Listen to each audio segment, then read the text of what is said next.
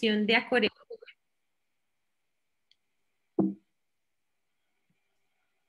El día de hoy vamos a hablar de OCT angiografía. Tenemos toda la sesión dedicada a esta modalidad de imagen diagnóstica.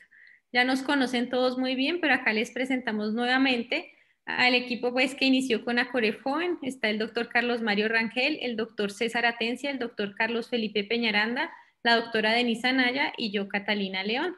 La idea, como muy bien saben, es tener un grupo pues, de retinólogos jóvenes guiados siempre por los retinólogos de mayor experiencia para tener un espacio académico en el cual comentar casos interesantes, ayudarnos a todos a crecer y más adelante también hacer investigación. Las actividades a realizar, como hemos venido haciendo mensualmente, son casos clínicos desafiantes, ya sean clínicos o quirúrgicos. Vamos a hacer más adelante un grupo de investigación. También tenemos modalidad de controversias en retina, imágenes diagnósticas y al final del año un evento de clausura. El día de hoy estamos muy emocionados de poder contar con la presencia del doctor Fernando Arévalo, nuestro invitado especial.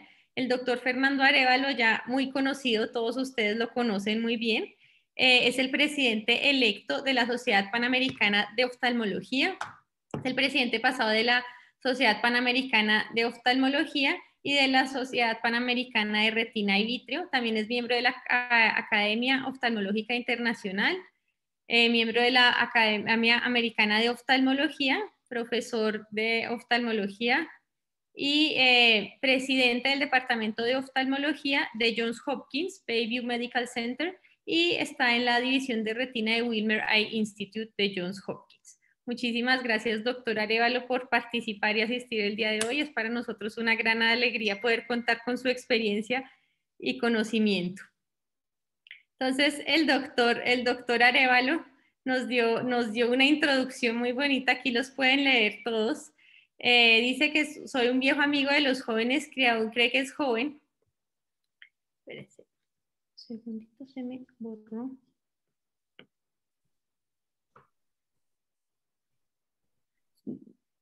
Entonces, soy un viejo amigo de los jóvenes que aún cree que es joven porque el tiempo pasa muy rápido y porque la clave es nunca dejar de aprender como si fuese el primer día para ser siempre joven. Muchísimas gracias por estas palabras, doctor, y por estar acá. No, gracias Catalina, y gracias a todos ustedes, al comité organizador, por la invitación. De verdad que es un placer estar con ustedes y nuevamente en comunicación con mis amigos de Colombia. Mis recuerdos de Colombia son entrañables desde hace muchos años. Aprendí de muchísimos de ustedes y para mí es algo muy especial estar de vuelta, aunque sea de manera virtual. Esperamos que en el futuro cercano podamos nuevamente vernos en persona. Esperemos que así sea. Gracias, doctor.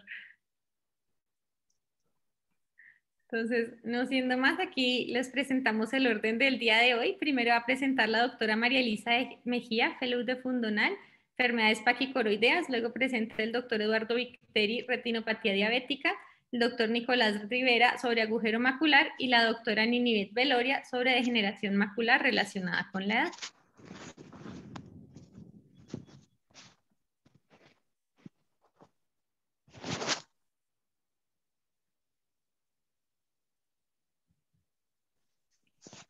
Bueno, muy bien, doctora María Elisa, puedes compartir pantalla e iniciar tu presentación.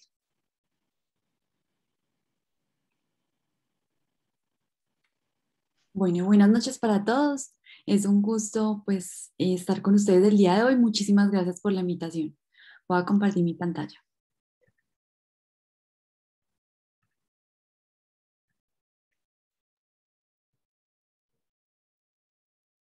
Bueno, ¿están viendo mi pantalla? Sí, ¿Sí? se ve muy bien, perfecto. Buenas noches para todos, mi nombre es María Elisa Mejía y junto con mis profesores vamos a hablarles de OCT angiografía en enfermedades paquicoroideas. El término paquicoroides fue introducido en el 2013 por Bailey Front y colaboradores, donde reportan un grupo de enfermedades maculares que presentan una coroides gruesa.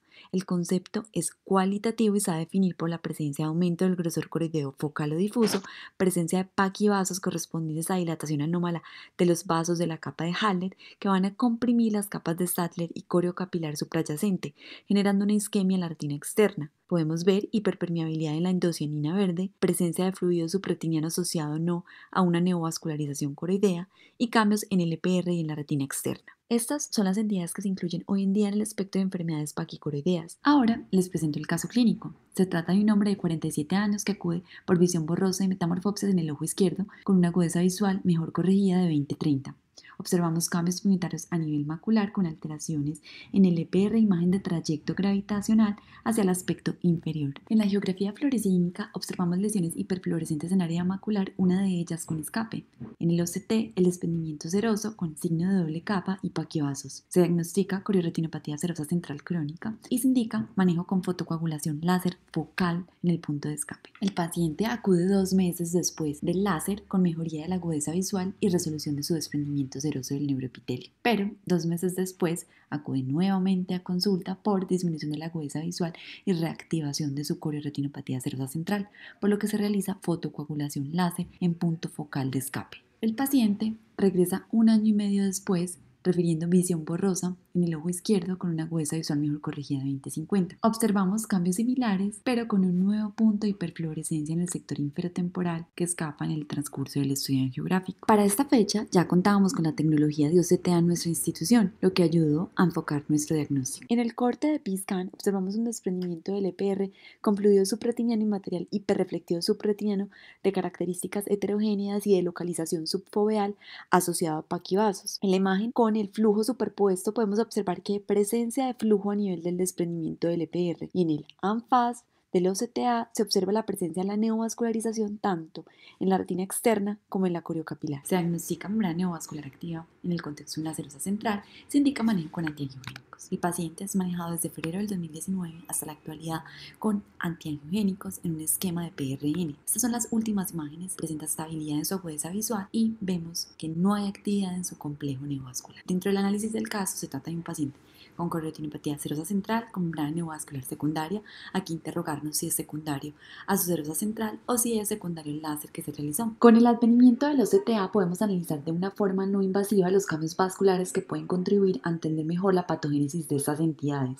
Primero, va a proporcionar información sobre la dilatación y el flujo vascular coroideo, la cual va a tener un área de flujo vascular coroideo mayor, pero atenuación de la señal de flujo en la coriocapilar. Nos va a proporcionar información sobre la coriocapilar, donde los estudios evidencian que hay una reducción de flujo con patrones irregulares. Este estudio de Galor y colaboradores confirma esta atenuación del flujo que ocurre en la coriocapilar. Parece estar relacionado con el tiempo de evolución de la enfermedad paquicoroidea. Igualmente permite la detección de redes vasculares anormales, nos va a permitir diferenciar entre las entidades del espectro, nos va a proveer una herramienta importante para monitorizar estos pacientes en respuesta al tratamiento. Básicamente vamos a ver más utilidad dentro de estas entidades del espectro. OCTA en corioretinopatía serosa central. Tiene una alta resolución que nos va a ayudar a detectar el complejo neovascular. Sin embargo, en esta entidad tiene sus limitaciones, porque curiosamente hay una acción combinada del volumen del fluido subretiniano y de la altura del desprendimiento irregular del EPR, además de la elongación de los segmentos externos de los fotorreceptores. Esta relación podría tener un efecto protector del flujo coriocapilar en el OCTA P-scan y conduce una señal de ausencia de flujo, aunque se observen vasos dilatados en fase temprana de la endocianina verde. OCTA en epiteliopatía pigmentaria paquicoroidea. Acá vamos a encontrar un engrosamiento focal o difuso de la coroides y cambios en el EPR suprayacentes. Se considera una forma frustra de la corioretinopatía serosa central. En el OCTA vamos a detectar una densidad de flujo coriocapilar reducida que se correlaciona con áreas de mayor grosor coroideo e hiperpermeabilidad coroidea. OCTA en neovasculopatía paquicoroidea. Esta entidad se caracteriza por ser una neovascularización tipo 1 acompañado de paquicoroides en la ausencia de características de degeneración macular tipo neovascular. Se cree que es una complicación tardía de la epiteliopatía pigmentaria paquicoroidea y la corioretinopatía serosa central crónica. Con el uso del OCTA en estos pacientes vamos a poder visualizar la neovascularización tipo 1 ante la presencia de esa elevación irregular del EPR. El OCT va a revelar la presencia de esos nuevos vasos filamentosos hiperreflectivos entre el EPR y la membrana de Bruch con margen bien definido. La imagen no se va a ver afectada por ningún tipo de escape de la neovascularización o por áreas de hiperpermeabilidad coroidea. Se ha mencionado compromiso del plexo retiniano superficial y profundo, con disminución de la densidad vascular en estos. En el OCT vemos esa elevación irregular del EPR conocido como CIRE. Acá es complicado saber con certeza si hay material neovascular, pero con el advenimiento del OCTA nos va a permitir delimitar y detectar la presencia de esa red vascular filamentosa. OCTA en neovascularización tipo 1 con dilataciones aneurismáticas conocido como vasculopatía coroidea polipoide. Acá es muy útil para detectar la red neovascular, pero la rata de detección de la dilatación aneurismática o pólipo, como mal llamada, es muy variable debido a la poca uniformidad del flujo dentro del pólipo. Además, puede ser difícil por la mala segmentación de la imagen, la atenuación de la señal por el desprendimiento del EPR o por sangre. Entonces, para detectar mejor los pólipos debemos de utilizar la combinación del OCTA ANFAS y el PSCAN con flujo. Igualmente nos va a permitir diferenciar entre PSB, neovascularización tipo 1 y RAP, porque si hay una señal difusa bajo el EPR, nos va a hablar de neovascularización tipo 1. A diferencia de la señal localizada sub-EPR del PSB, pero esta señal también la podemos ver en RAP. Pero acá el OCTA va a mostrar que la lesión con flujo se va a originar desde las capas internas y hay conexión entre la retina y el desprendimiento del EPR. En conclusión, la conexión de estas modalidades de imágenes va a ayudar a un posible diagnóstico de vasculopatía coroidea polipoide. Los hallazgos del OCTA debemos combinarlos con los criterios propuestos por la Sociedad de Asia-Pacífica para aumentar nuestro diagnóstico de vasculopatía coroidea polipoide. Como conclusión, el OCTA en enfermedades paquicoroideas juega un papel fundamental para detectar los complejos neovasculares, principalmente en coriorretinopatía serosa central y en neovasculopatía paquicoroidea. Provee información de la coroides, evalúa las características típicas de la vasculopatía coroidea polipoide y es útil en el seguimiento de la respuesta a los antiangiogénicos. Pero siempre debemos complementar con otras imágenes multimodales. Muchas gracias.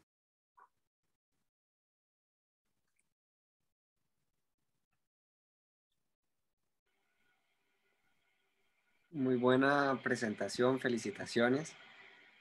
Queríamos preguntarte si ante la sospecha de una retinopatía central serosa, digamos, de entrada, pues actualmente ustedes utilizan el OCT angiografía y adicionalmente consideran hacer inicialmente angiografía o verde indocianina o alguna otra modalidad diagnóstica adicional, o cuál es el protocolo actual ante la sospecha de una retinopatía central serosa. Pues el protocolo actual en la fundación es realizar, pues desafortunadamente no contamos con la indocianina verde, pero realizar el estudio angiográfico acompañado de la tomografía de coherencia óptica y el OCTA también. Utilizamos como esas tres modalidades cuando nos llega el paciente.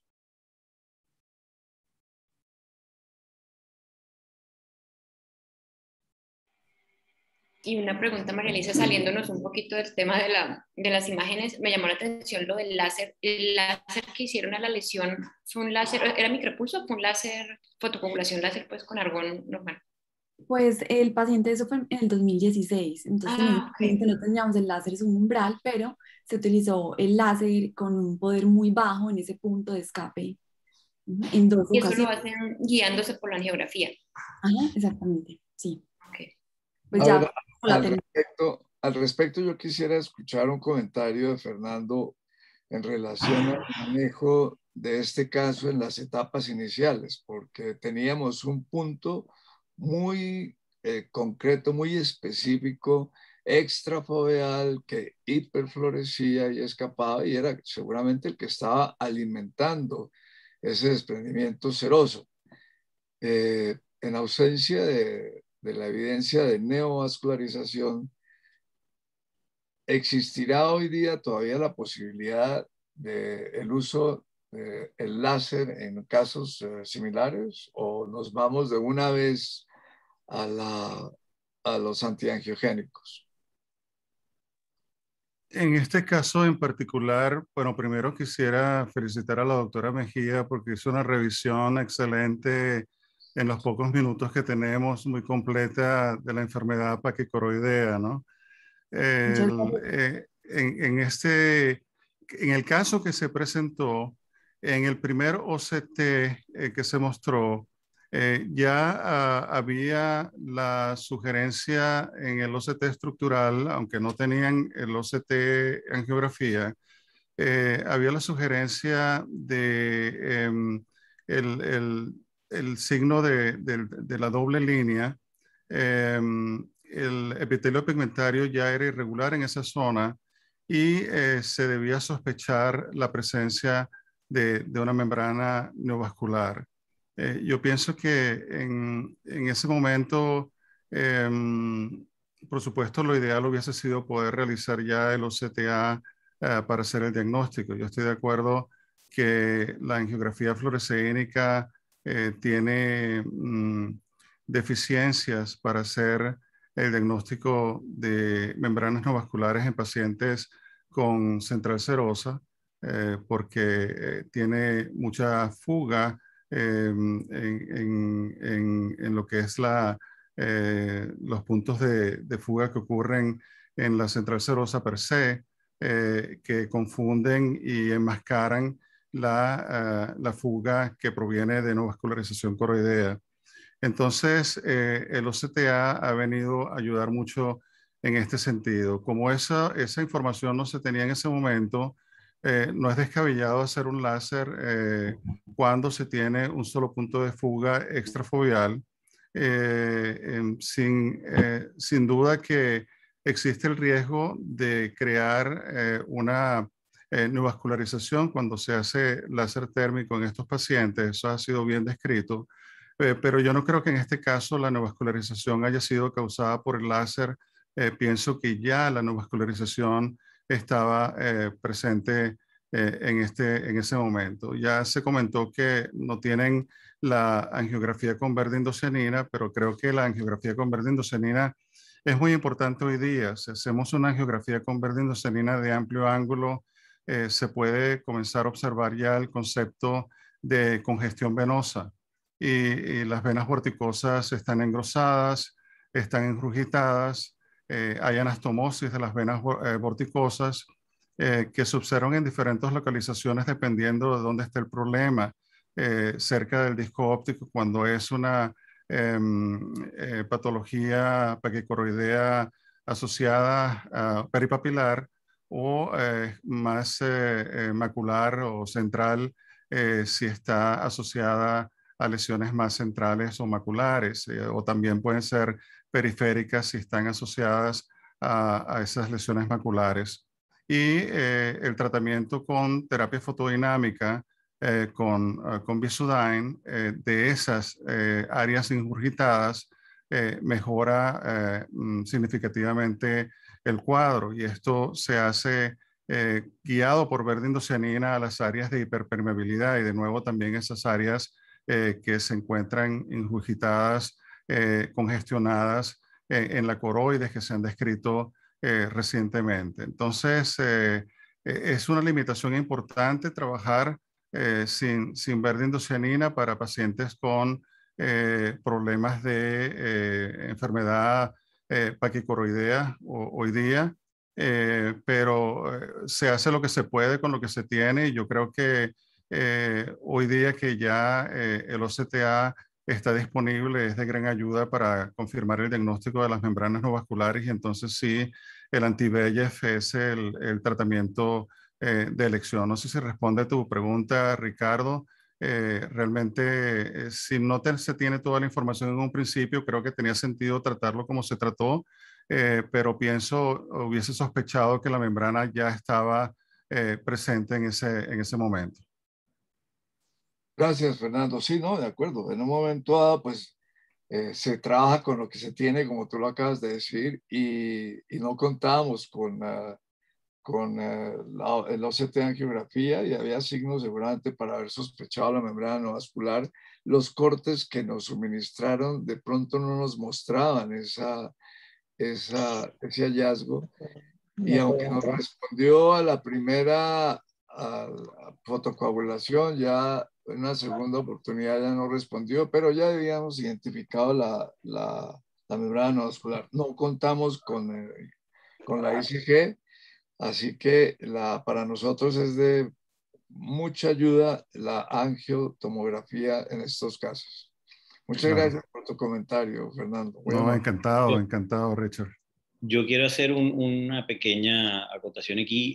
Pues obviamente todo lo que ha dicho el doctor Arévalo está más que correcto. Es pues difícil pensar que no interpretó las imágenes de la manera correcta, porque sí lo hizo. Hay algo que que está claro. Nosotros aquí en Colombia no tenemos el ICG aprobado por INVIMA, que sería como nuestro FDA, entonces desafortunadamente no contamos con el gold standard para encontrar patología coroidea. Y el angio-OCT de que apareció, pues sí nos ha ayudado muchísimo. Sin embargo, todavía la penetración del angio-OCT en los vasos coroideos no es la deseada y no es tan fidedigna como lo que nos puede brindar el verde indocianina o la información que nos podría brindar el verde indocianina versus angio-OCT. Yo creo que ni siquiera debe ser comparable porque pues los patrones de la vascularización o de la vasculatura coroidea que nos brinde el verde indocianina es completamente superior a lo que nos invita o lo que nos da el OCTA.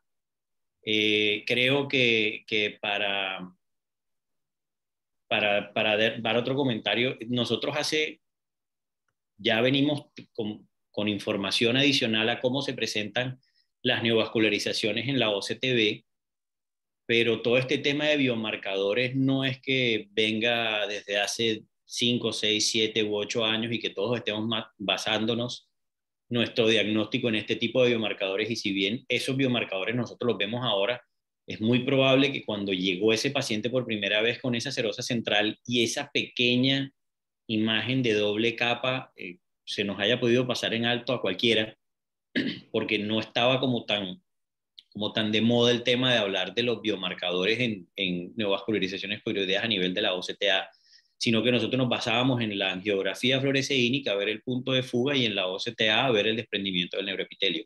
Entonces, es complejo, digamos, darse látigo ahora porque pude haberlo diagnosticado, pero si echamos en retrospectiva, a veces no estábamos en el lugar adecuado para diagnosticar porque la información que teníamos en ese momento no es la información que tenemos ahora, o más bien el conocimiento que tenemos ahora. Si hay algo, y esto sí es, yo creo que la palabra aquí en Colombia es chochera, no sé, doctor Arevalo, si la conoce. Yo sí tengo una chochera de lenguaje, y es que cuando nosotros hablamos de angio-OCT, a mí la chochera no me deja utilizar la palabra flujo. Porque nosotros en el angio-OCT no medimos el flujo. El flujo es una unidad de volumen en movimiento que se calcula por centímetro cúbico por segundo, o por hora, o galón por hora.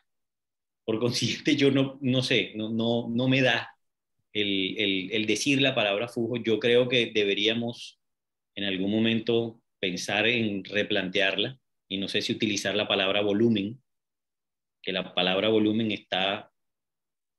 es parte de las mediciones del angio-OCT, como el voxel, pero creo que la palabra flujo la estamos utilizando de manera equivocada. Y esto sí, me disculpan la chochera. No se preocupe, tranquilo, que no se considera chochera, es un tecnicismo que efectivamente es lo que está haciendo cada vez más marcado el diálogo.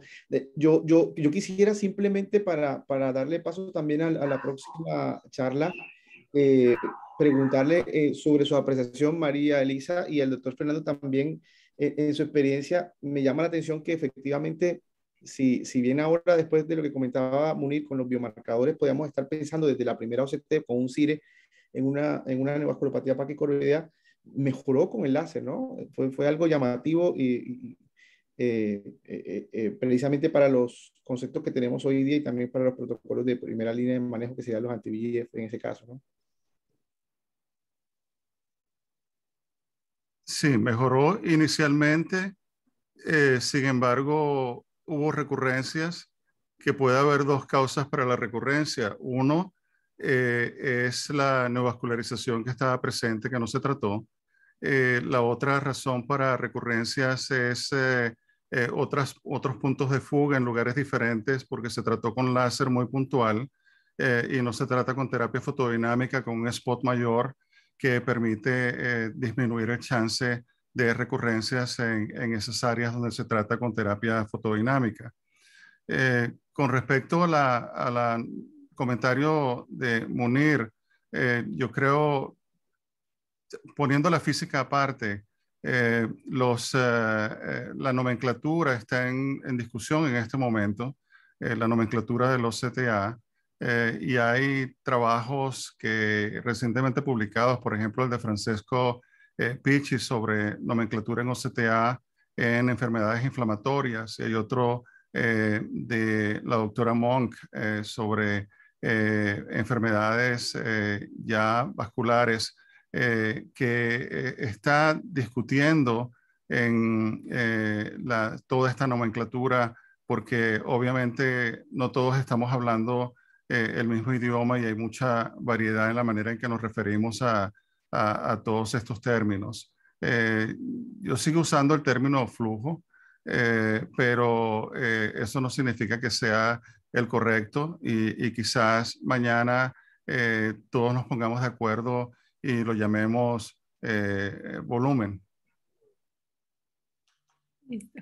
Muchas gracias, doctor, por el comentario. Ya por cuestiones de tiempo seguimos con el próximo caso. Ahora va a presentar el doctor Eduardo Viteri, de Fellow de Foscal, sobre retinopatía diabética y OCTA.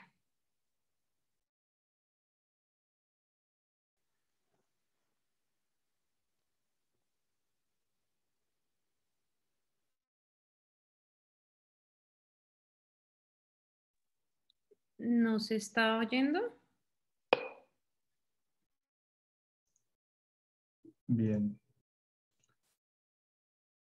Empezamos nuevamente. Gracias por la aclaración. Muchas gracias por la invitación y buenas noches a todos. Como siempre es un gusto participar.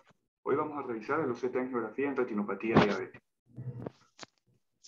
A todos nos encantaría tener una bola de cristal para poder identificar qué cantidad de tratamiento, la respuesta y la agudeza visual que van a tener nuestros pacientes con retinopatía diabética. Pero en medicina no tenemos profecías, sino probabilidades. Por eso la literatura recoge un número de biomarcadores o hitos en imágenes que nos pueden ayudar a predecir ciertos desenlaces en nuestros pacientes con retinopatía diabética. Hoy vamos a revisar aquellos con mejor evidencia. Dentro del edema macular diabético encontramos los puntos o focos hiperreflectivos intrarretinales. Se considera representan microglia de fenotipo activado y característicamente tienen un tamaño menor de 30 micras, carecen de sombra posterior, se ubican en las capas internas aunque pueden desplazarse hacia las capas intermedias y tienen una reflectividad similar a la capa de fibras nerviosas. Es importante distinguir los puntos hiperreflectivos de otros depósitos intrarretinales como los exudados duros. Señalados por las flechas rojas, característicamente tienen un mayor tamaño y generan una sombra posterior. Los puntos hiperreflectivos son indicadores de daño inflamatorio y predicen una pobre agudeza visual y una recurrencia después del tratamiento, sobre todo cuando se localizan alrededor de la fovea y en mayor cantidad. Distintos estudios sugieren que pueden tener una mejor respuesta al tratamiento con esteroides intravítreos. En el edema macular diabético no solo es importante la presencia, sino también la localización del fluido que define este engrosamiento. En su posición subretinal es sugestiva de un daño más avanzado, ya que indica un compromiso de la barrera hematorretiniana externa. Además, distintos estudios han encontrado un aumento en la concentración de citocinas inflamatorias y de una mejor respuesta al tratamiento con implantes de dexametasona, por lo cual se considera dentro de un fenotipo inflamatorio. El fluido se puede acumular de forma más clásica en estos grandes espacios hiporreflectivos intrarretinales denominados quistes. Son sugestivos de una alteración de la barrera hematorretiniana interna y de las células de Müller que se pueden ver elongadas como estos procesos intrarretinales. Pueden ubicarse desde la capa de fibras nerviosas, pero de peor pronóstico cuando lo hacen en las capas externas. Otros datos de un leve peor pronóstico son su tamaño mayor de 200 micras, su localización foveal y su contenido hiperreflectivo. Ahora, si pasamos del fluido a la estructura de la retina, encontramos la desorganización de las capas internas retinales o DRIL. Está definida como la incapacidad de distinguir estas capas internas una de otra en las 1000 micras alrededor de la fovea y es significativo cuando está alterada en un 50%, es decir, en 500 micras alrededor. Esto nos habla de que no solamente identificar presencia o ausencia, sino también su extensión.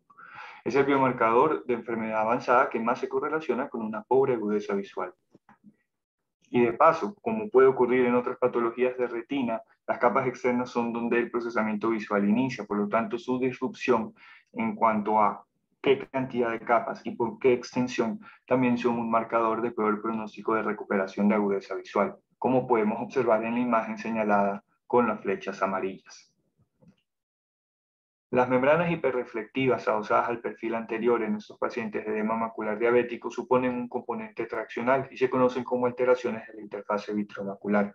Están presentes hasta en un 18.5% de los pacientes y pueden representar desde una membrana epirretiniana a muchas veces realmente una hialoidez posterior engrosada. Esos pacientes pueden no resolver solamente con el uso de antiangiogénicos o esteroides y por lo tanto ser susceptibles a mejorar con cirugía vitreomacular. El OCT-angiografía nos permite elaborar angiogramas de la microvasculatura retinocoroidea localizadas a los plexos superficiales, intermedios y profundos. Como biomarcador tenemos la zona avascular foveal, que desde tiempos de la angiografía por fluoresceína reconocemos como un biomarcador temprano y de progresión de la retinopatía diabética. Muchas veces es por esto que los pacientes no mejoran la agudeza visual a pesar de resolver el espesor macular.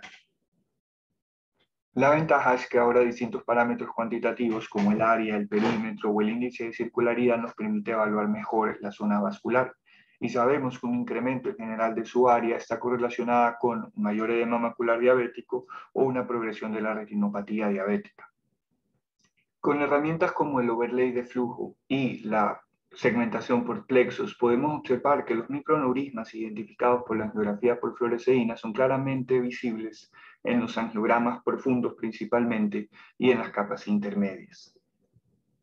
La neovascularización preretinal es la forma definitiva de la retinopatía diabética proliferativa, que puede sospecharse en esa angiografía por fluoresceína con estos hotspots puntiformes, pero que en los angiogramas se puede observar muy bien y además identificar su localización preretinal con la superposición de flujo en el OCT estructural.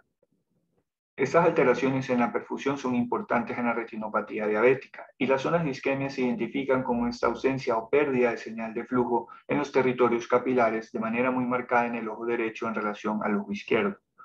Comparando con la angiografía fluoresceínica, donde a veces el contraste se escapa y borra los detalles, los angiogramas muestran imágenes muy nítidas que nos permiten identificar en la misma zona un fenomenoirma previamente oculto. En este caso, un paciente con retinopatía diabética proliferativa y hemorragias preretinales que oscurecen los detalles del polo posterior, el OCT-angiografía y sus angiogramas permiten ver, incluso alrededor de la sangre, cómo se forman las proliferaciones neovasculares y así ayudar a la planificación quirúrgica. La perfusión vascular también se puede medir de manera objetiva con el parámetro de densidad vascular, que mide la cantidad de área de vasos en relación al área total medida. Sabemos que cuando está disminuida, sobre todo en el plexo capilar profundo, es sugestiva de una mayor severidad de retinopatía diabética. Y, por otro lado, cuando está conservada en la zona parafoveal, es un predictor de mejor ganancia visual con tratamiento anti-VEGF.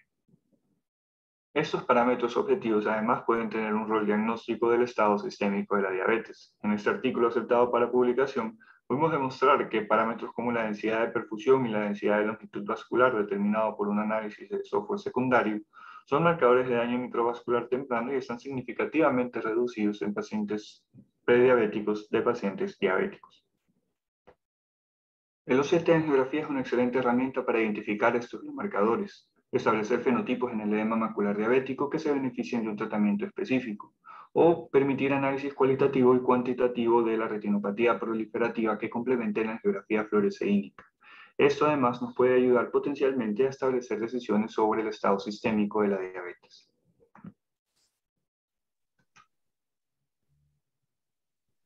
Eduardo, muchas gracias. Excelente la presentación. Muy claro todo y muy lindas imágenes. Me gustaría preguntarte, allá, ¿en qué momento en diabéticos usan OCT-angiografía? ¿Lo usan también en diagnóstico temprano, digamos en pacientes que no se les ha diagnosticado retinopatía diabética? ¿O solo ya más avanzado? Digamos, en el artículo que de hecho les mostramos y coincidentemente fue publicado el día de hoy, eso es una de las cosas que estamos tratando de investigar, cuál es la utilidad de la OCT-angiografía en los pacientes que aparentemente son sanos o que tengan algunos factores de riesgo con comorbilidades sistémicas. Si hay alguna sospecha adicional, lo podemos usar en este momento para tratar de darnos una idea del estado de la microvasculatura, ¿sí? Pero eso es lo que estamos queriendo tratar de demostrar, digamos, la utilidad, y eso es lo que estamos buscando para tratar de distinguirlo de esos pacientes o ayudarnos a saber tal vez qué pacientes que sabemos que tienen un riesgo sistémico, tener un tratamiento, un seguimiento un poco más frecuente o complementar valoraciones con otras especialidades. Esa sería la utilidad por este momento.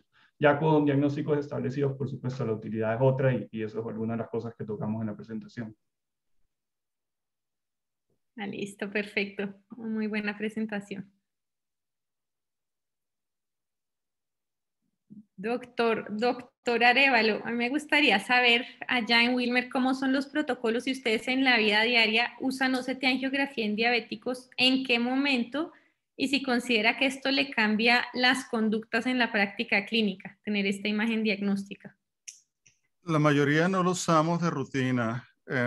Se hace evaluación con OCT y angiografía de amplio ángulo. Creo que la angiografía de amplio ángulo nos da la mayoría de las veces una información que muchas veces la angiografía por OCTA no nos va a dar, sobre todo en el área periférica. La gran limitación del OCTA en este momento es el ángulo de visualización que podemos tener con el mismo. Es todavía muy limitado y existen áreas significativas de la retina que todavía no estamos visualizando. Si bien es cierto que con montajes es posible hacer imágenes que se han dado por llamar Whitefield o CTA, no son realmente todavía, no ocupan la extensión de la retina comparable a lo que podemos obtener con el Whitefield angiografía, que es aproximadamente 200 grados de la retina. Entonces, es mucho el área de la retina que se queda sin evaluar en la periferia sin hacer estas angiografías. Entonces, generalmente hacemos OCT, angiografía de amplio ángulo, y el OCTA lo utilizamos para investigación. Yo tengo el Plexelite y el OCTA de Topcon que estamos utilizando para evaluar estos pacientes, y estos pacientes son evaluados dentro de estudios, dentro de protocolos de estudios de investigación para hacer las determinaciones si esos biomarcadores dentro del punto de vista de los CTA pueden ser útiles a la larga para hacer predicción de la progresión de la retinopatía diabética. Y creo que para eso, hacia allá es a donde vamos. Esta presentación creo que mostró claramente dos cosas importantes, que una cosa son los biomarcadores que podemos observar con el OCT estructural y que están disponibles para todos, y creo que son muy importantes, mostrando muy bien cómo muchos pacientes tienen un aspecto crónico de la enfermedad con los puntos hiperreflectivos que sugieren que tratamiento con esteroides pueden ser mucho más efectivos. Yo creo que todos estamos utilizando esos biomarcadores. El DRIL, por ejemplo, en otros casos nos habla acerca de un pronóstico visual peor, yo creo que los debemos tomar en cuenta.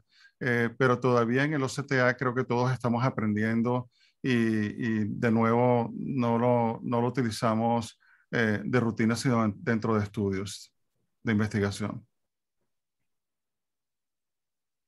Gracias, doctor. Sí, doctor, de acuerdo. Tal vez la retinopatía diabética es una de las enfermedades en las que el OCT pues todavía estamos en eso, ¿no? Estamos aprendiendo.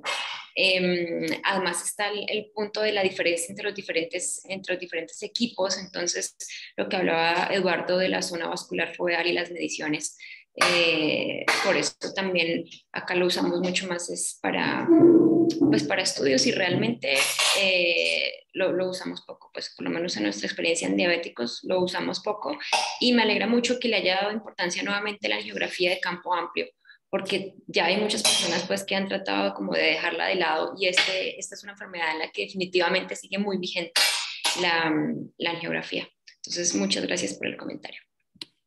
No, por favor. Quería decir algo, que hay algunos estudios que están comenzando con estas imágenes de montaje de los CTA a compararlas con las imágenes de amplio ángulo.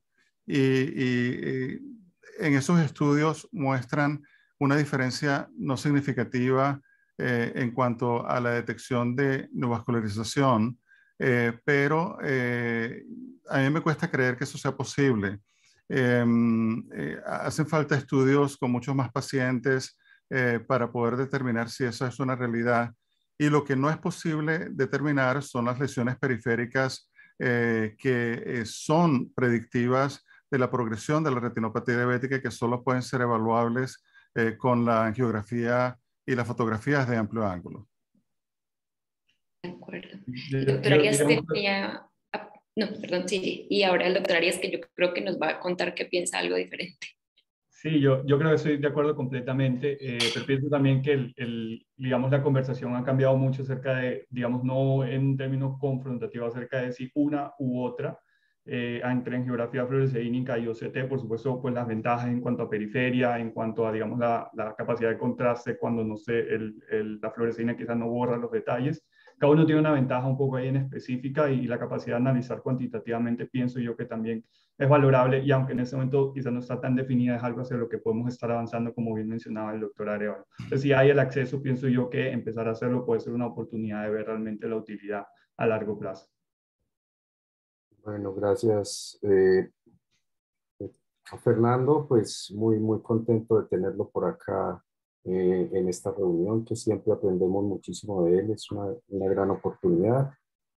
Gracias, Eduardo, por esa presentación. Y simplemente para decirles acerca de lo que decía Eduardo, es algo que recogemos todos los días en la práctica clínica. O sea, no, la discusión no va a cuál es la mejor herramienta diagnóstica. Yo pienso que, y especialmente en los pacientes diabéticos, el mensaje siempre es que utilice todas las herramientas que tenga a su disposición para llegar al diagnóstico y poder guiar el manejo. Entonces, si no hay una OCT angiografía, no significa que no pueda tener un manejo, pero yo creo que sí la utilidad de si tienes autofluorescencia, angiografía, OCT angiografía, todas las herramientas diagnósticas que tengamos es muy importante, sobre todo en el diagnóstico inicial y luego de un tiempo en el manejo de los pacientes diabéticos.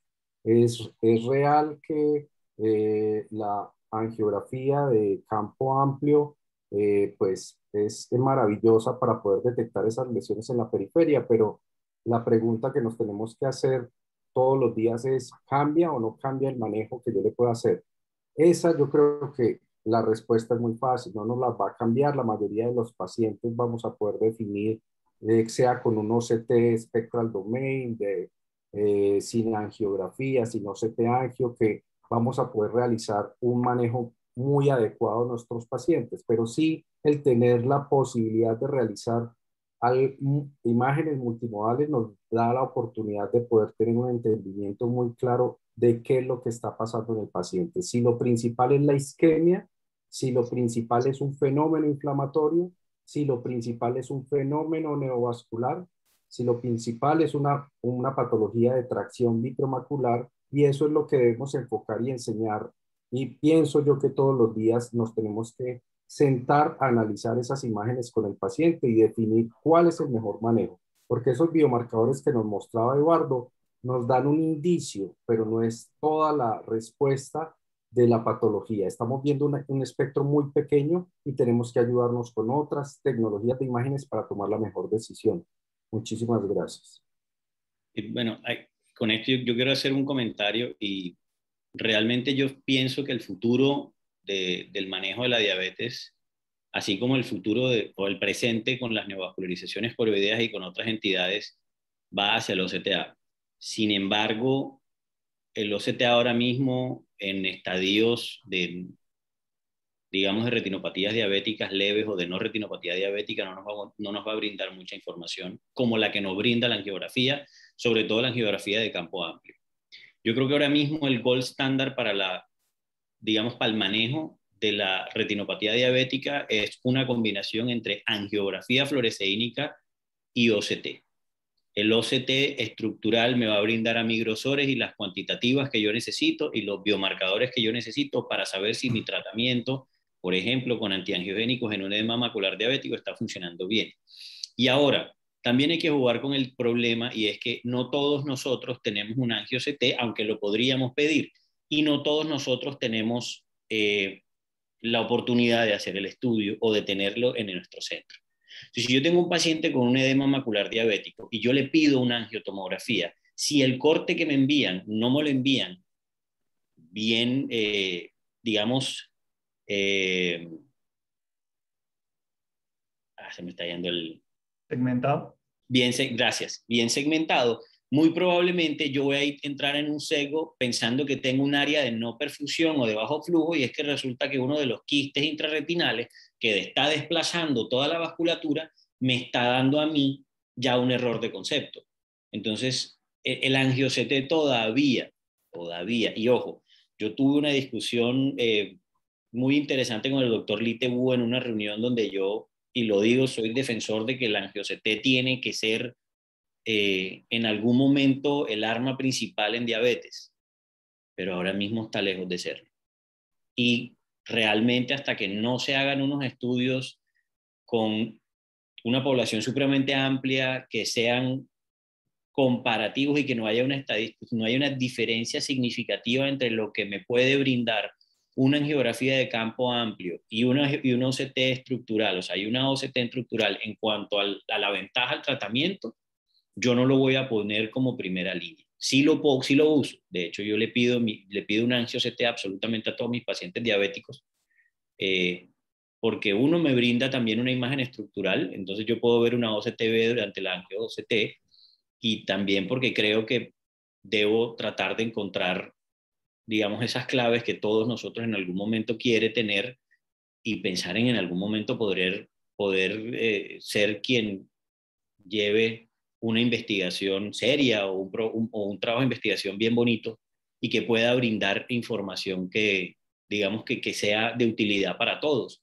Pero ahora mismo creo que a la OCTA le falta todavía, sobre todo en los estadios iniciales de la diabetes. Si tenemos una diabetes una diabetes proliferativa, es una retinopatía diabética proliferativa, y esto lo describió Ishibasawa hace rato, la cantidad y la calidad de los neovasos que puedes encontrar, las diferencias en la estadificación del neovaso y la forma del neovaso, te podrían brindar a ti hasta una predictibilidad qué tan rápido puede sangrar ese paciente y si vale la pena entrar a una cirugía rápido o no. Pero ahora mismo, como te digo, es súper reducido, y no sé si está de acuerdo conmigo el doctor Arévalo, pero me gustaría conocer su opinión. Para no tomar tanto tiempo en esto, yo pienso que sí, el OCTA todavía le falta. Va a mejorar, sin duda. Una de las cosas más importantes es que necesitamos un OCTA que sea realmente de wide field, y una vez que eso se logre, los diferentes softwares van a ir mejorando de manera de que va a ser mucho más fácil identificar las estructuras y las diferentes patologías, de manera de que va a sustituir en algún momento la angiografía fluorescénica. Eso va a pasar, pero todavía no estamos allí. De acuerdo, doctor. Muchas gracias. Vamos a darle la palabra a la doctora Libreros antes de pasar al siguiente caso y cambiamos. Gracias, hola, buenas noches. Pues quiero compartir con ustedes que yo trabajo en una institución nivel 4 en donde participo de manejo multidisciplinario con pacientes diabéticos en todos los estadios y también con pacientes renales. De manera que tengo acceso a pues múltiples estadios y cuento con angio-OCT.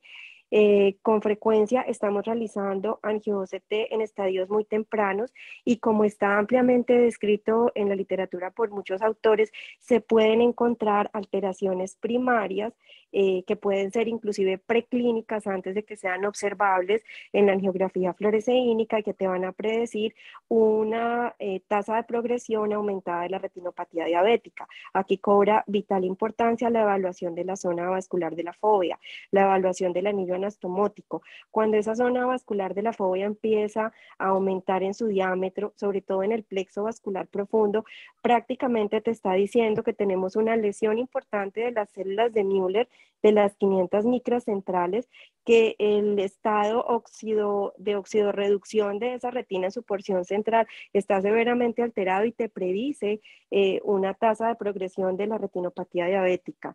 Sé que esto está muy experimental, pero quiero compartirles que en mi experiencia clínica, debido a un alto porcentaje de pacientes con fallas renales terminales en los que se contraindica angiografía fluoresceínica, pues me toca seguirlos con angio-OCT y verdaderamente logramos evidenciar cómo el aumento del diámetro de la zona vascular y la pérdida del anillo anastomótico predice una progresión de la retinopatía diabética. Mi recomendación desde la experiencia que tenemos es que se haga un angio-OCT desde el momento mismo en que se inicia el screening del paciente, es decir, un paciente diabético, hacer un angio-OCT para evaluar cómo está estructuralmente esa mácula. Adicionalmente, cuando Munir hablaba sobre la segmentación y el reporte que recibe el médico, yo les diría que la mejor forma de evaluar un angio-OCT es en el equipo, porque definitivamente la impresión no muestra nada de la realidad del paciente. No hay como sentarse frente a la imagen, poder modificar las segmentaciones, moverla tridimensionalmente y demás. Esa información no se puede reemplazar. Y les cuento también que, por ejemplo, pacientes con isquemias maculares, yo hoy en día no les dirijo el láser macular focal con angiografía fluoresceínica, sino con angio-OCT. Me permite identificar mucho más fácil las zonas de isquemia retiniana, porque la fuga que se observa en la angiografía fluoresceínica a veces te genera áreas muy extensas a fotocoagular. Y pues en un láser macular focal tú quieres ir exactamente a la zona a tratar, de manera que yo en este momento estoy dirigiendo el láser macular focal en claras isquemias con angio-OCT y no con angiografía fluoresceínica. Muchísimas gracias, doctora, por el comentario. Por cuestiones de tiempo ya seguimos con el siguiente. Sigue el doctor Nicolás Rivera, fellow de Abdala Figueroa, y va a hablar sobre OCT angiografía en agujero macular. Sigue Nicolás. Buenas noches, muchas gracias por la invitación. Voy a compartir pantalla.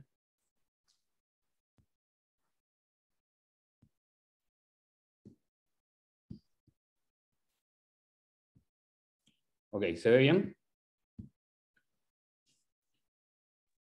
Muy bien. Perfecto. Ok, entonces, bueno, yo les voy a hablar de la utilidad de la OCTA en agujero macular. Vamos a comenzar con un caso clínico de una paciente de 51 años que acudió a la consulta por un cuadro de 5 meses de evolución, caracterizado por disminución progresiva y visión borrosa central en el ojo derecho. No presentaba antecedentes oftalmológicos y la agudeza visual mejor corregida en ese momento era del ojo afectado 20/30 y el ojo izquierdo 20/20. En el examen oftalmológico podemos ver que el segmento anterior no presentaba alteraciones y en el fondo de ojo encontramos una imagen sugerente de agujero macular menor a 200 micras con un halo levantado perilesional con el resto de la retina aplicada. En el ojo izquierdo no había nada interesante.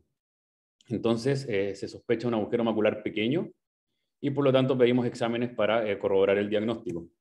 Entonces podemos ver la foto clínica a color del segmento posterior donde hay unos cambios pigmentarios centrales. En la autofluorescencia podemos ver una zona de hiperautofluorescencia central. Y el OCT, el B-scan, nos corrobora el diagnóstico de un agujero macular de espesor total en el ojo derecho y una adhesión vitriomacular focal del ojo izquierdo. En otro corte podemos ver que este agujero macular presenta quistes intrarretinianos perilesionales y está dado secundariamente por una tracción vitriomacular focal. Tiene un grosor central de 338 micras y en el diámetro más angosto presenta 108 micras, corroborando lo que se había visto clínicamente. Y también podemos ver que es un agujero macular que hay lugares en que no está destechado completamente, lo que antes se llamaba enabrelatas. Le tomamos el OCTA del ojo derecho, del ojo izquierdo, y al comparar podemos ver que hay unas zonas de pérdida de la densidad vascular, donde hay incluso ausencia de la densidad vascular. Podemos ver en el mapa angiográfico la densidad vascular, donde hay parches de pérdida de la densidad vascular en el plexo capilar superficial al compararlo con el otro ojo. En el plexo capilar profundo también se puede ver esto, pero no está marcado con el plexo superficial. La zona vascular foveal está más grande en el ojo afectado, tanto en el plexo capilar superficial como en el profundo.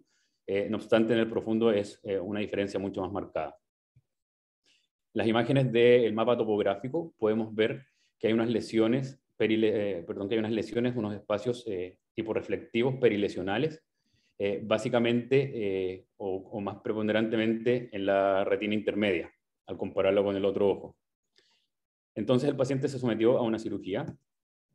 El clip que les estoy mostrando a continuación es para enseñarles lo que nosotros hacemos como escuela y lo que nos incentiva o nos enseña a hacer el doctor Abdala cuando tenemos pacientes que presentan tracciones vitreomaculares focales, básicamente, sobre todo en un agujero macular pequeño como el que vimos recién, que no queremos agrandarlo cuando se desteche completamente la hialoides posterior. Entonces se procede a teñir con triamcinolona y se intenta inducir el DBP con el vitrector en modo aspiración. Se intenta en algunas ocasiones y como no se puede, usamos una espátula y a continuación van a ver cómo se produce el levantamiento de la hialoides posterior. Se hace sutilmente para no llegar hasta la región foveal y no comprometerla, para evitar justamente lo que no queremos hacer, que es destecharlo y que se siga agrandando. Entonces, como inducimos el DBP, formamos el anillo de Weiss y posteriormente procedemos a poner una burbuja de perfluoro subhialoidea en la bursa premacular para proteger el sector de donde está el agujero macular y evitar así que se agrande.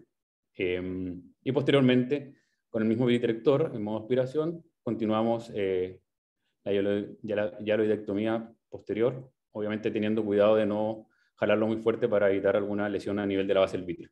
Y posteriormente se realiza la vitrectomía completa y nada, el agujero macular se hace con tinción de Brilliant Blue y se hace una limitorexis correspondiente. En el control de las 2 semanas postoperatorio podemos ver que hay un cierre completo del agujero con una disminución del grosor central de 338 a 298 micras.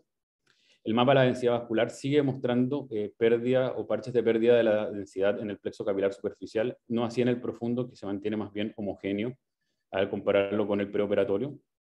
La zona vascular foveal presenta una contracción importante, hay una disminución de la zona vascular foveal en el plexo capilar superficial, pero es mucho más marcada en el plexo capilar profundo si la comparamos con las imágenes del preoperatorio. Y también en las imágenes del mapa topográfico podemos ver que hay una disminución y ausencia de todas las lesiones o los espacios hiporreflectivos que podíamos ver en el preoperatorio. Entonces, revisando la literatura, hay un estudio del 2019 donde se analizaron 28 ojos y donde se midieron los parámetros que estuvimos analizando, y se ve que hay un aumento de la zona vascular foveal y del grosor retiniano central en el área foveal, en el preoperatorio, y que disminuyen estos 2 parámetros luego de la cirugía. Hay una disminución de la densidad vascular en el plexo capilar superficial y en el área del flujo coriocapilar, que va a aumentar también luego de la cirugía. Y los espacios quísticos se presentan más que nada a nivel de la retina media y que van a desaparecer por completo en un 100% en todos los ojos del estudio luego de la cirugía. Hay otro estudio del Dr. Rizzo del año 2017 donde se analizaron 13 ojos y básicamente lo que se hizo fue ver la conformación de las cavidades intrarretinianas que se presentaban, donde se encontró que la configuración que presentaban en la retina interna a nivel de la capa nuclear interna eran más bien redondeados, y cuando comenzaba a externalizarse un poco a nivel de la plexiforme externa y de la capa de fibra de Henle, presentaban un patrón más bien estrellado. En nuestra experiencia, nosotros, el grupo de fellows del Dr. Abdala, en algún momento publicaron los resultados visuales y por OCTA en pacientes con agujero macular idiopático operados de vitrectomía con remoción de membrana limitante interna. Se hizo un análisis de la zona vascular foveal y la densidad capilar foveal, y también se estudió los resultados funcionales al compararlo con el electroretinograma multifocal. Eran 30 ojos de 30 pacientes, pero no era el tiempo, solamente les voy a mostrar los resultados del OCTA, donde hay una contracción de la zona avascular foveal superficial y profunda. Hay un aumento de la densidad capilar al compararlo con el ojo control, que era el ojo contralateral no operado, y hay un aumento del espesor de la retina básicamente dado por un aumento a nivel de la capa de células ganglionarias y de la proxiforme interna. Todos estos resultados fueron estadísticamente significativos. Entonces, ¿cuáles son las conclusiones que podemos obtener luego de este caso y de revisar la literatura? Es que en los agujeros maculares de espesor total hay una pérdida de la densidad vascular predominantemente a nivel del plexo capilar superficial. Se presenta un aumento del grosor retiniano central y de la zona vascular foveal, que estos parámetros van a mejorar una vez que se cierra el agujero, y está dado básicamente porque los espacios quísticos son reemplazados por vasos y tejido retiniano, contrayendo la zona vascular foveal y disminuyendo el grosor central, lo que también habla de que hay una plasticidad neuronal y vascular a ese nivel. Hay una disminución del área de flujo a nivel coriocapilar que aumenta significativamente una vez que se cierra el agujero macular, y los quistes retinianos se encuentran más frecuentemente a nivel del plexo capilar profundo o de la retina intermedia. Muchas gracias. Quiero agradecer al doctor Abdallah por darme la oportunidad de presentar un caso de su centro y por ayudarme con la presentación. Y gracias a ustedes por la invitación. Nicolás, muy interesante la charla. Quería hacerte una pregunta, y es, ¿ustedes han visto dentro de los estudios que han podido revisar si esta densidad vascular puede estar relacionada con otras variables como recuperación o no de agudeza visual o tasa de cierres en los operatorios? Si han seguido haciendo esto con otros pacientes, porque parece interesante. Hay varios estudios que hemos revisado, que también incluso revisamos en la charla anterior que hicimos de manejo de agujero macular, de manejo quirúrgico, que ha presentado el doctor Rizzo. Él hace muchos estudios al comparar OCTA con microperimetría, por ejemplo, y se ha demostrado que la presencia de cambios morfológicos, ya se ha dado por el tamaño, por ejemplo, de los quistes intrarretinianos, se condice completamente con la agudeza visual mejor corregida que se obtiene en el postoperatorio. O sea, mientras más grandes son los daños morfológicos que se presentan en el preoperatorio, tienden a afectar más en el pronóstico visual que tiene el paciente en la parte funcional en el postoperatorio. Perfecto, muy interesante. ¿Qué impresión tiene con respecto a esto, doctor Arévalo? Creo que desde el punto de vista práctico no tiene mayor utilidad. Nosotros, si vamos a hacer cirugía de agujero macular, cuando tenemos la imagen estructural del agujero macular y posteriormente el cierre del agujero macular y medimos la visión, y podemos hacer una microperimetría para determinar cómo ha mejorado la sensibilidad de la retina desde ese punto de vista, tenemos la información que queremos. Sin embargo, desde el punto de vista de investigación, creo que tiene mucha importancia. Indudablemente que la combinación del OCTA con microperimetría tiene valor, ya que todos estos parámetros se pueden correlacionar con mejoría de la visión.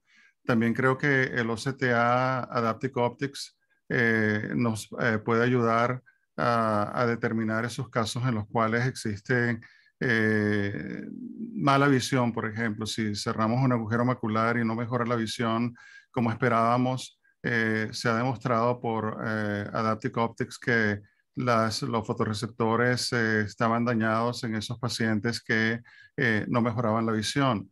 Entonces pienso que desde el punto de vista de investigación es mucho lo que se puede hacer con esta línea de OCTA combinado con microperimetría y Adaptive Optics, pero desde el punto de vista de lo que hacemos en el día a día, no es algo que vamos a estar utilizando en pacientes con agujero macular. Me gustó mucho la técnica que se utilizó para despegar la hialoides posterior. Yo lo utilizo desde hace años para diferentes casos de pacientes con enfermedades inflamatorias, desprendimientos de retinas traccionales inflamatorios, endoftalmitis, para despegar la hialoides posterior mucho más fácil y completa, hacer una vitrectomía completa en endoftalmitis, y en pacientes con retinopatía diabética cuando no es tan severa y no están tan adheridas las membranas. También lo he utilizado y publicado ya en retina en 3 diferentes estudios. Creo que es una técnica que es útil y está muy bonita el video y la presentación. Muchas gracias, doctor. César, si me permites hacer un comentario. Por supuesto, Hola, doctor. qué gusto Bienvenido. saludarte, Fernando. Hola, igualmente. Munir y a todos los que están por ahí, los colegas. Referente a tu pregunta, César, yo pienso que nosotros nos preocupamos mucho de la parte anatómica, de cerrar el agujero o no cerrar. Creo que debemos darle un poco más de importancia a la parte funcional. En esa revisión de estudio que hicimos nosotros de hacer electroretinograma multifocal, encontramos que sí había una disminución de la respuesta del electroretinograma central en los pacientes que se les cerraba el agujero macular, pero que teníamos que esperar por lo mínimo 6 meses, porque a los 6 meses los patrones de respuesta llegaban casi a términos de normalidad. Entonces hay como un interín en que la respuesta funcional está muy por debajo a pesar de que el agujero está cerrado. Entonces esos valores del electroretinograma tenemos que darle importancia a partir del 6º mes. Creo que debemos ahondar más en eso, tal vez sería una variable importante de tener en cuenta, y no solamente que el agujero esté cerrado o no esté cerrado. Y referente a la técnica CIFER, la usamos mucho, me encanta esa técnica para levantar suavemente la hialoides y no destechar, como comentaba mi fellow, o agrandar esos agujeros que son pequeños, porque esos eran agujeros realmente pequeños que diagnosticamos a tiempo. Excelentes comentarios y muchas gracias por el caso. Ya seguimos con la última parte de la presentación. Sigue nuestra última fellow, la doctora Ninivet Peloria, que está haciendo su fellow en la clínica Carriazo. Sigue Ninivet.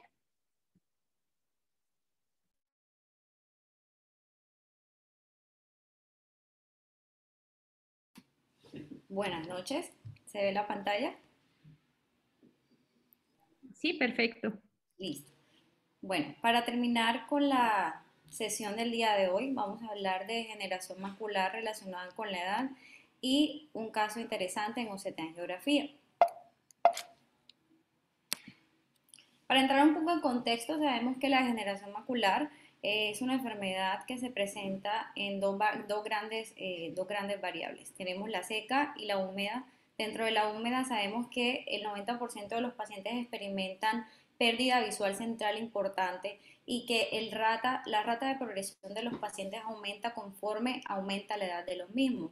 Para unos pacientes de mayores de 55 años se espera que la prevalencia de esta enfermedad sea de 0.3 por cada 1000 casos, y cuando hablamos de pacientes mayores de 90 años, una prevalencia de 113 por cada 1000. Para hablar un poco de la clasificación, sabemos que se clasifica en degeneración macular seca temprana, intermedia, y cuando hablamos de avanzada tenemos la membrana no vascular coroidea y la atrofia geográfica. Para hablar de la membrana no vascular coroidea, conocemos los tipos de presentación. Tenemos la tipo 1, la tipo 2, la tipo 3, y actualmente hablamos de una tipo 4 en la cual existe una combinación entre los patrones de presentación de la tipo 1 y la tipo 2. Para hablar del caso clínico, tenemos un paciente masculino de 65 años de edad que acude a nuestro centro sin ningún antecedente de importancia. Acude al servicio de retina previo a la realización de una cirugía de facoemulsificación más implante de lente intraocular. Consulta con un resultado CT de mácula y nos solicitan la valoración para definir si es posible colocar un lente premium. Cuando el paciente consulta, esta es la OCT con la que nos llega. Esto fue en octubre de 2018. El paciente se presenta con una agudeza visual de 20/50 y observamos en la OCT estructural cómo existen unos cambios a nivel foveal, en los cuales observamos un desprendimiento plano a nivel del EPR. Se presenta la presencia de acúmulo a nivel de ese desprendimiento, una colección ligeramente hiperreflectiva con la presencia de una sombra a través de ella. Cuando vemos la osteoangiografía del paciente, tenemos que observar que en el plexo corocapilaris se evidencia la presencia de un vaso anómalo en esta zona. sin ninguna, no se presenta de manera tan definida, pero sí se presenta la presencia del vaso. Por lo tanto, nosotros recomendamos que el paciente sí sea operado, pero no se le coloque un lente premium, sino un lente monofocal. Luego de la realización de cirugía en el año 2019, el paciente regresa a sus controles con nosotros y se le realiza el nuevo OCT. Si observamos, el desprendimiento plano se mantiene prácticamente igual al OCT previo y en este caso pues la huesa visual está 20-20 ya que el paciente ya se le había realizado la cirugía de facoemulsificación.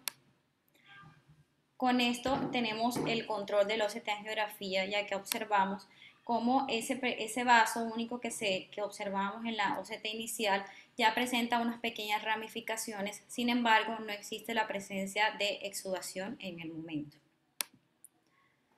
El paciente continúa en controles y en el 2019 del mismo año continúa con la misma huesa visual y el desprendimiento plano del epitelio pigmentario de la retina se mantiene con prácticamente la misma área de hiperreflectividad. Sin embargo, cuando solicitamos la OCT angiografía, tenemos que a nivel de la coriocapilaris se observa cómo esa ramificación del vaso se ha ampliado y ya empezamos a observar la presencia de un halo hiporreflectivo alrededor de la lesión. Por lo tanto, decidimos realizar controles más estrictos en el paciente. Sin embargo, por la pandemia, el paciente no acude a nuevos controles sino hasta el año presente en agosto de 2021. Se presenta el paciente con quejas en su agudeza visual. Recordemos que se había mantenido estable con agudezas visuales de 20-20 y en este caso la OCT que tenemos, el desprendimiento plano se ha aumentado en tamaño y además se observa como hay presencia de líquido subretinal. Cuando observamos la OCT angiografía, vemos acá en la coriocapilaris y en la retina externa también se ve cómo esa ramificación se ha aumentado en tamaño y en anchura y además está rodeada por un halo hiporreflectivo. Por lo tanto, se considera que esa membrana neovascular está en fase de sudación. Se decide iniciar terapia con anti-VEGF con 3 dosis al paciente y hasta el momento el paciente no ha regresado a los controles. Sin embargo, ya le aplicamos la primera dosis. Con todo lo visto, tenemos que tener en cuenta que en este caso nos encontramos frente a un caso de una membrana neovascular quiescente. Sabemos que exudó. Las membranas neovasculares quiescentes tienen una prevalencia de 6.25 al 27% y la mayoría de los pacientes se presentan asintomáticos o subclínicos, sabiendo que estas tienen un riesgo de progresión del 24% al año de seguimiento y del 34.5% a los 2 años. Para hablar de los cambios de las membranas neovasculares quiescentes a nivel de la OCT estructural, tenemos que existe el signo de la doble capa, que consiste en la separación que se da entre el epitelio pigmentario y la membrana de Bruch. Este signo tiene una especificidad y una sensibilidad alrededor del 88% para el diagnóstico de membranas neovasculares quiescentes. Además, se presenta desprendimiento plano del epitelio pigmentario de la retina y la presencia de una colección ligeramente hiperreflectiva a nivel del sub-EPR. Cuando hablamos de la OCT estructural, de la OCT angiografía, tenemos que los cambios que nos pueden predecir que esa membrana neovascular va a progresar a una exudación, tenemos que el halo hipointenso alrededor de la lesión es uno de los biomarcadores más importantes. Además, la aparición del core o núcleo a nivel de la membrana también es otro de los biomarcadores. No solamente esto, sino que la presencia en patrón de flujo de ramificación y el aumento tanto en anchura como en espesor del área de neovascularización también son otros factores de riesgo para la progresión de la exudación. Para llevarnos a casa, tenemos que los biomarcadores que existen para el riesgo de progresión de las membranas neovasculares quiescentes, primero que todo la agudeza visual, si disminuye, ya podemos estar pensando que esa membrana comenzó a exudar. A nivel de la OCT estructural tenemos que exista un aumento en el grosor retinal central y un aumento de más del 10% de ese desprendimiento plano, tanto en anchura como en altura. Y a nivel de la OCTA tenemos la aparición del patrón en ramificación, el halo hipointenso alrededor de la lesión y la aparición del core. Esta es la evolución de nuestro paciente del OCTA al inicio, el OCTA al control, luego se empieza a aparecer el halo hiperreflectivo, la ramificación, y cuando finalmente la membrana exuda, tenemos la presencia del agrandamiento de la misma. Tener en cuenta que los pacientes con neovasculares quiescentes debe hacerse un seguimiento estricto porque todos tienen riesgo de progresión hacia la exudación.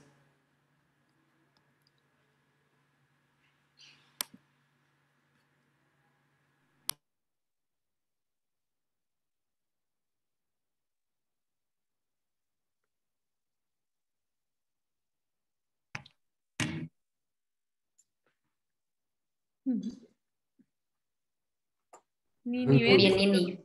la presentación. Muy buen caso, Nini. Yo quisiera preguntarle a Fernando qué opina acerca de esa imagen de lesión subfoveal en un principio, si lo hace sospechar de algo más, aparte de lo que presentó Nini.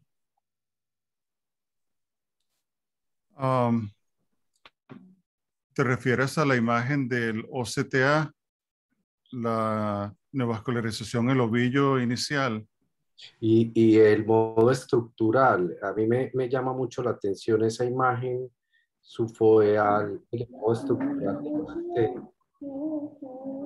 con esa sombra tan posterior que deja ver, no sé si Nini nos puede compartir nuevamente esa imagen, porque pues me llama mucho El la primero atención. CTA. Ya la comparto.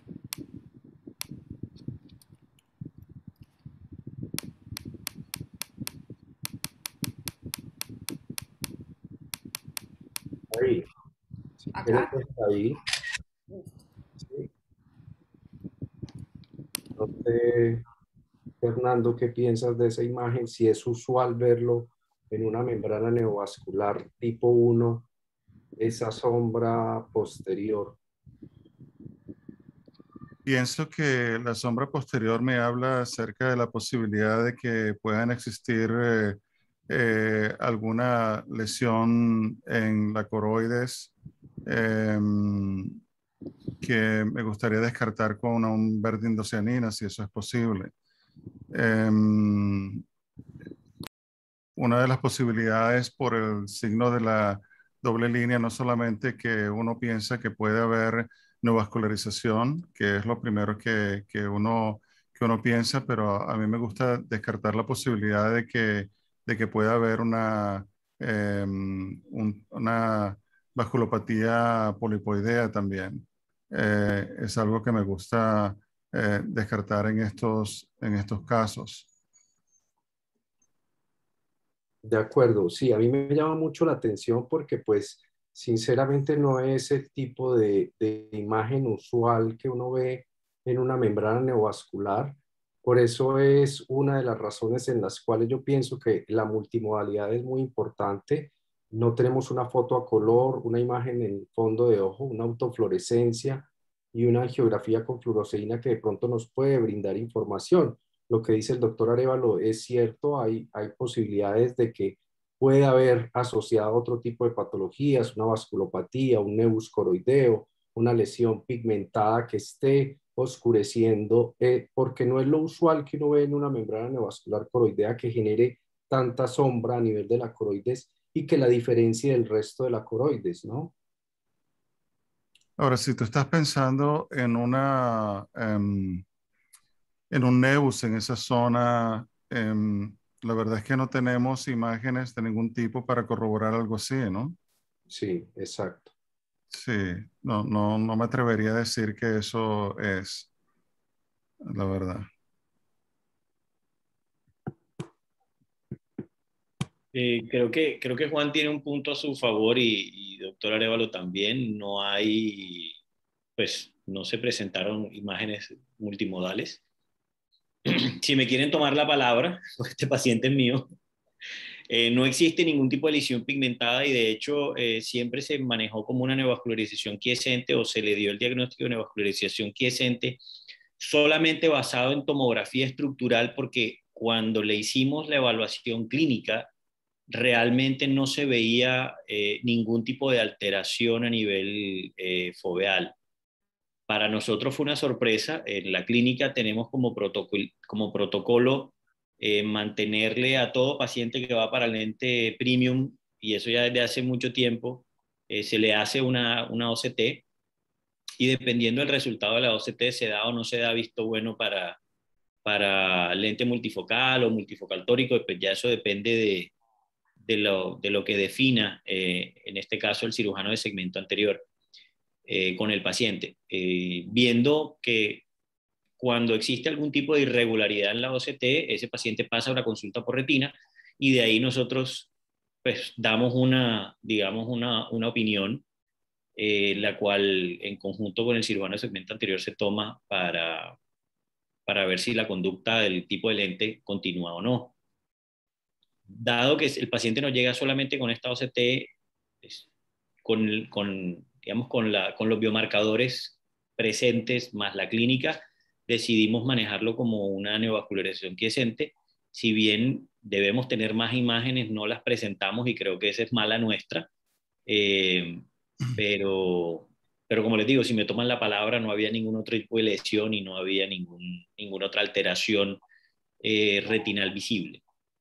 Muchas gracias, doctor. Me gustaría preguntarle también al doctor Arévalo, pues en su práctica clínica, ¿cuándo usa OCT angiografía? ¿En qué casos en especial? ¿Y qué tips nos da para reconocer actividad? La actividad siempre se diagnostica, a mi modo de ver, con el OCT estructural. La exudación es lo que nos va a decir que existe actividad.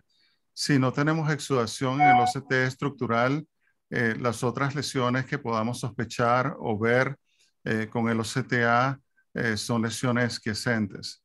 Las pedimos cuando existe una lesión como esta, que es si tenemos el signo de la doble capa, o si tenemos un desprendimiento irregular del epitelio pigmentario, si tengo desprendimientos drucenoides del epitelio pigmentario que son grandes, múltiples, me gustaría también obtener un OCTA para ver qué imágenes me puede dar y determinar si existe algún tipo de neovascularización que no esté exudando en ese momento. De nuevo, para mí el OCT estructural sigue siendo muy importante porque es lo que me va a decir si existe exudación o no. Listo. Muchas gracias, doctor. Mil gracias Y por... otra cosa, perdón, que iba a comentar, si me permites, es con respecto a la importancia de este lindo caso con respecto al seguimiento. Sí, era muy importante en estas membranas quiescentes seguirlo más seguido, eso es lo que se hace.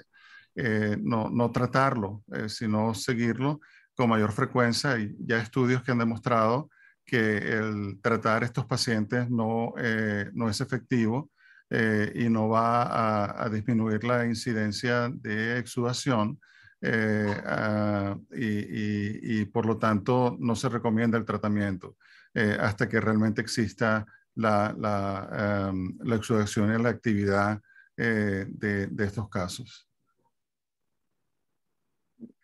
Listo. Muchísimas gracias. Creo que ha sido una reunión realmente muy productiva. Muchísimas gracias al doctor Arévalo y a todos los fellows por esos casos tan buenos y las presentaciones que están excelentes con muy buenas imágenes, y a todos nuestros participantes como siempre. Queremos despedirlos y al tiempo hacerles una invitación para la sesión de cierre de este año, que es el concurso de imágenes diagnósticas, para que lo anoten en sus agendas el sábado 27 de noviembre. Les estaremos enviando más información más adelante, y como dice Catalina, muchas gracias a todos por su participación. Que tengan muy buena noche. Gracias a todos por la invitación. De verdad que ha sido un placer estar con ustedes y recuerden las oportunidades que brinda la Asociación Panamericana de Oftalmología, las becas. Métanse en la página web de la Panamericana, pao.org, y aprovechen las oportunidades que hay allí, y espero que nos podamos ver pronto nuevamente en persona. De verdad que ha sido un placer. De nuevo, muchas gracias por esta encantadora velada. Gracias, doctor. Gracias, doctor, por la compañía. Gracias, doctor. A ustedes. Muchísimas gracias y buenas noches a todos. Para mí es un placer que nos tengan en cuenta en este tipo de eventos científicos y haber pues estado acompañado al doctor Arévalo, que siempre es un placer. Gracias. Hasta luego. Gracias, buenas noches. Hasta luego, Fer, gusto de verte.